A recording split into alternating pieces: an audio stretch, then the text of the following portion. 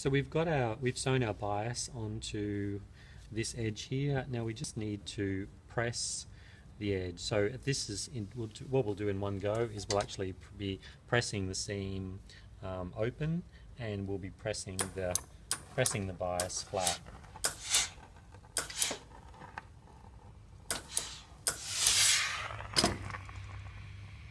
Okay, so you can see this bias is much wider than it needs to be, but we'll trim it back after we do the next row of stitching.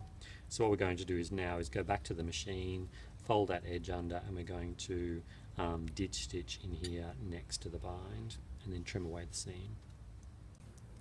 So we've just come back from the iron, and all we're doing is folding this edge under here. Don't worry about what's happening underneath at the moment. All we want to do is make sure that this is folded nicely back, and when you put this under the foot, you need to have the needle coming down right on the edge here. You can do it on the bind, but it tends to look a little bit nicer if you just slip it in right next to the bind. So you can put the needle down in that position so that it's right next to it, and get the hold the binding back so that you can work towards it, and then just keep an eye on it so that you don't go up onto the binding as you go along.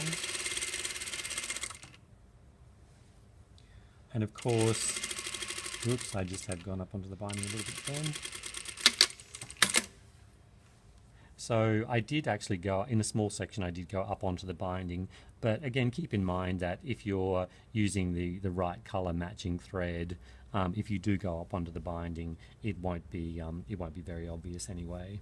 So now, because the seam needs to be pressed open, we've got all of this excess fabric here. So what we need to do is just get our scissors, and we just need to trim this back. So trim it back to within, say, 3 or 4 millimeters of the stitch line. And even though this is a raw edge underneath here, it's not going to come undone. It's not going to fray and come undone because it's on the bias.